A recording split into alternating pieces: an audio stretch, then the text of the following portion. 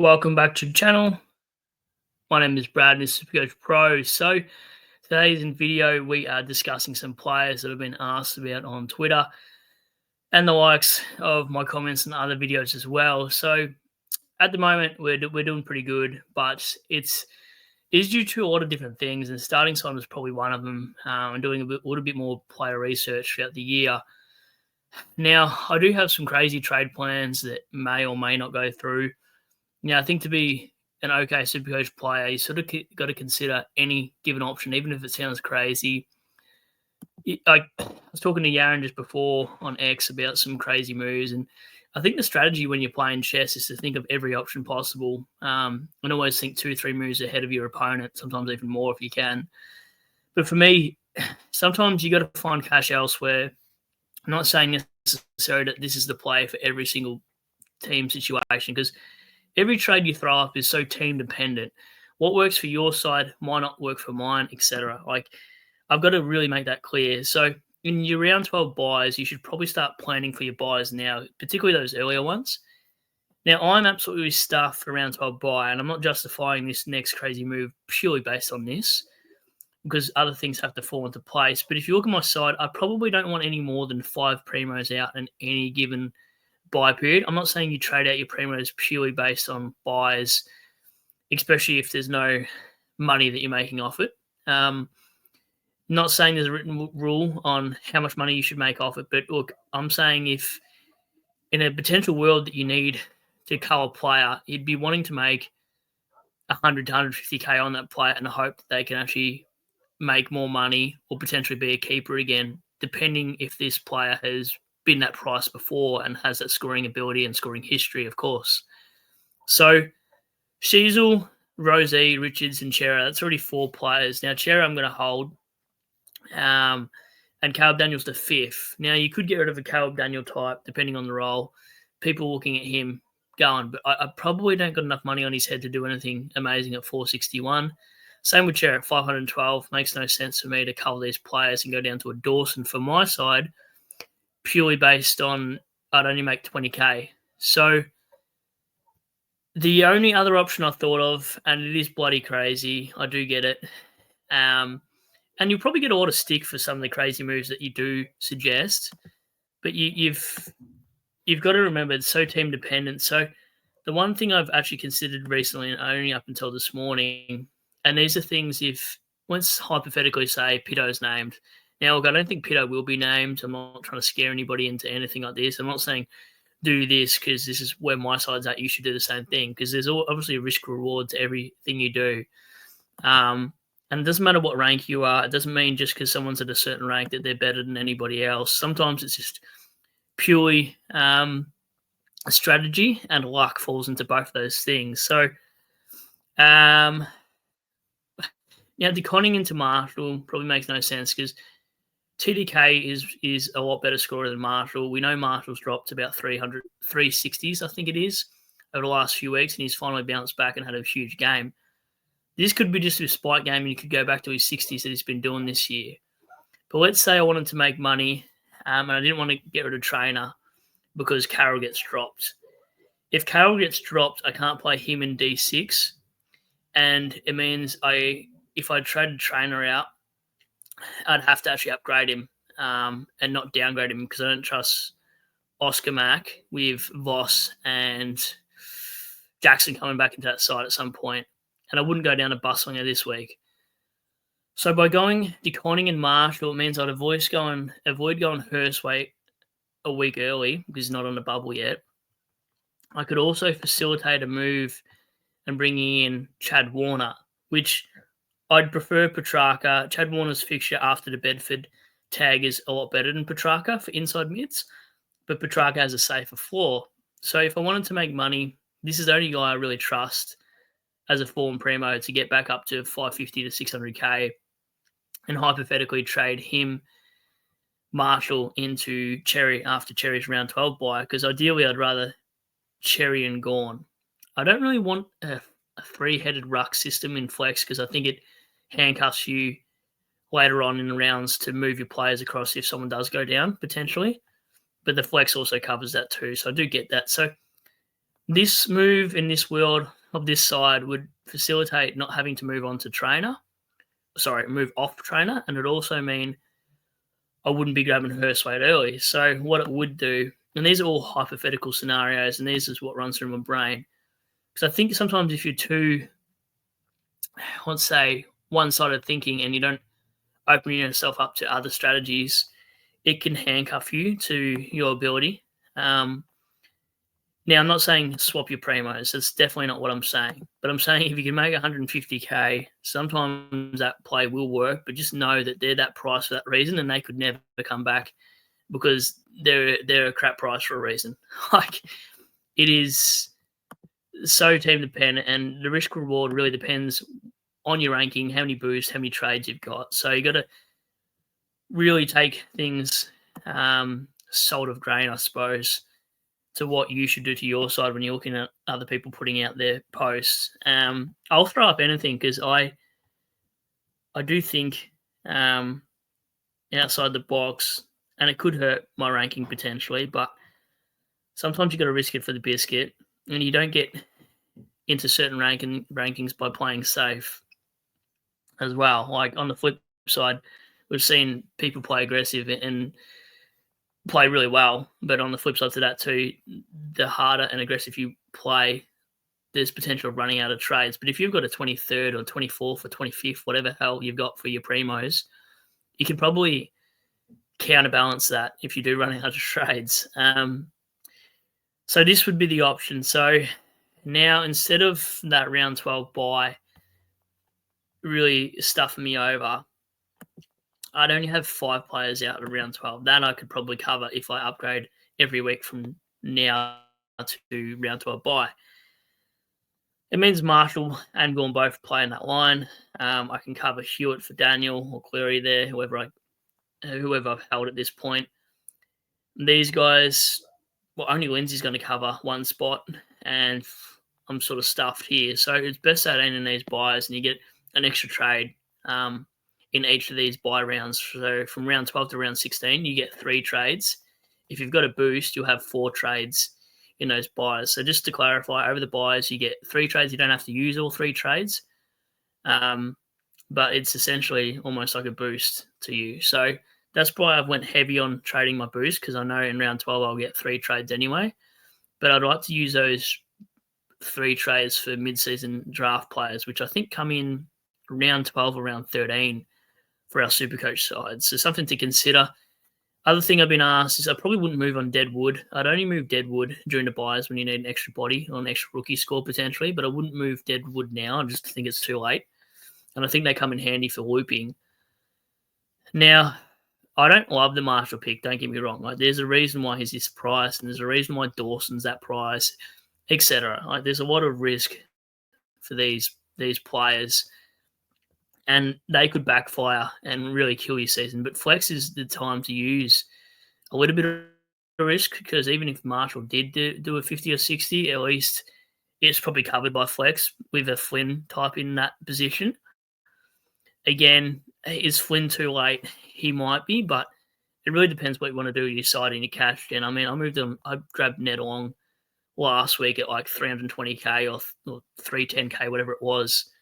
So it really depends what you think is too late too. Like, I think at 400K, a player, the ship has sailed, but it also depends if you think they're a keeper as well, potentially.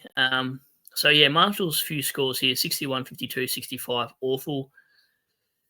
I didn't watch a lot of St Kilda games. We're heavily focusing on Marshall anyway. But if you look at the contrast here, obviously the disposals are down. Like, he's got 24 here, and then over the next few here, he's got... Sorry, I've miscalculated. He's got 23 here. Over the next few, his disposals are way down. There's 12 here, 14 here, and 16 here. Here there's 18, but it's the hit-outs have gone back up. He's gone back to 40. 32. So the hit-outs are concerning for Marshall, like, really concerning. And the free kicks against really suck this year, like -3, -2, -4, blah, blah. So there must be a lot of holding free kicks potentially in the ruck contest. I'd have to really have a look at tape on Marshall. But he is the one player that in previous past, he's been 600k. Like, we know what kind of capability he does have. Players like Dawson now with Crouch out, I don't really think helps Dawson as much. Maybe probably helps more your Sid Drapers, your Rankins might get a little bit of a spike in a CBA. Maybe Saligo gets a little bit more CBA run instead of playing a bit of a wing. But Marshall's the guy we saw last season start at 637.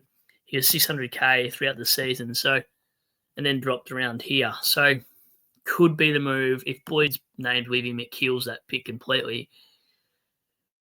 But it is a way of sort of making money from your side. It's a crazy idea. It is. Like TDK is a jet. I'm not saying anyone should do this. But they're hypothetical scenarios. Like, I'll look at some other players. I'm not saying I'm going through these trades. I just think that if Carroll's dropped and Trainer's playing, I'd have to, if I wanted to upgrade a player, I'd have to be like Trainer to Bowie. And in that case, I'll probably just hold my trades because I like the Bowie pick, but I don't know, with the rank I'm at, I probably want Sinclair and Whitfield and not waste a spot on Bowie. Whereas Chad Warner, I don't have the coin for a Petrarca. Now, if we look at the other players quickly, because I've got to do some things today, and then I've got to jump on and jump off segment with Steve at 1. But if you're looking at 500k players, there's a huge risk to bringing them in. But we also need to make sure we're not spending 600,000 on every single player we bring in. It's already cost me with Merritt. Merritt's given me a 106 and an 89. For a 600k player, it's not what you want. I should have honestly went with Dacos. And then you look at other picks too. Like I traded Horn Francis out for Marek and Humphrey. Only one of those paid off as well, and that was Marek. Humphrey completely backfired on me. And then this week he goes nuts. So it's really annoying sometimes. And sometimes you should hold these players a little bit longer. But who was to know Humphrey was going to go 160 or whatever it was, 150 against Sydney. Peter Wright. If he goes 130 tonight, I'll be annoyed because he could be a bit of a cash play, but something I was thinking about earlier. But then I realised he wouldn't make enough cash even if he did go huge tonight for me to make it valid. If he was probably 100k cheap, I'd try it because he's got a 145 and 89 in his system. If you had like a 130 after this week, oh man, it's a miss. Chera, I probably wouldn't move on. Like, again, like if you want to, I'm not going to completely talk you out of it, but I just think he's been such a great pick. Like, there's nothing wrong with him. Yeah, he had a little bit of grind soreness, but he came back onto the ground as well. You know, like if he was 600k, maybe there's a world where you could risk it. Like I'm doing a potential TDK for a Marshall. Now these are all potential, and you can call me crazy in the comments. That's fine. I'm open to constructive criticism, but Cherry's worst score is an 81. Apart from that, before that, he was averaging 107. So he's got a couple 99 and 98 there, which is pretty much close to 100. I just can't see personally going from him to a Dawson. I mean, look, the fixture potentially could grab you with the Dawson pick, but there's so many 70s in there that I don't know. His break even is still quite high too for Dawson. Like if Hewitt tagged him at stoppages, and you know you could wait another week on this. If he scores another 70, he could be 450k, and maybe that's something I'd look at. And 450k, as Jordan Dawson wouldn't be the worst because at least you know you're paying for what you get when you get those 70s and his fixture opens up. Blah blah blah. But he doesn't really score well the last game against Carlton. But he does have a showdown. So it could be a 1 week thing where you just have a look where he is because he's got 104 break even or 103, whatever it is. But he's got a 60 and 76. Cherry's got an 81, a 99, and a 98. Cherry's 4 games so far has been 81, and that was because of that grind that he pulled up on and then came back onto the field. So they wouldn't challenge that if they thought he was going to be a weak injury. They would have just left it. LDU is another risk. Matt Kennedy's probably a better player. If I wasn't so heavy in the round 12 buys, I'd probably grab a Kennedy over Chad Warner, but I also do believe Chad Warner's fixture opens up quite heavily. This guy's been slept on though. Like Kennedy's been a great shout. I know Trawl comes back soon as well. He's a player I would have definitely loved to have in my side. As I said, if I wasn't so round 12, buy heavy because I think he's an absolute smoky to do something at his price point as well. Like his worst was a 62, and that's because that was a hot game. He even threw up in that game at Brisbane. So, it's interesting there. And then there was one other or two other players. Like Bell is a shout for maybe top 10. Sorry, that was my baby. But other than that, Cripper, probably a little bit too risky. Laird's okay for the price. Petrarca's probably where it's at because he plays West Coast. Probably the pick of the bunch for value would be Petrarca this week. Like he looked good against Richmond. There's no doubt about that. And if I could afford him over Warner, I probably would. I'm just hoping I sort of get kissed with Warner's fixture that he somehow outscores Petrarca. But just Warner's roller coaster roll, I suppose. Once I have a player in flex and my team's fully upgraded, I can probably just have one Warner pick and maybe not a Dawson because you don't want to have two roller coaster picks or three, like a Dawson or Dale and players like that. But yeah, look, before this week too, he wasn't really that impressive. Like it's Richmond he played at a 129. So I'm not saying you shouldn't go there, but you got to pick value at some point. And these are the reasons why and Brayshaw, I now can't afford the next couple of weeks to go heavy on high-end primos. So an LDU's one too. Like we know what he does back half the year.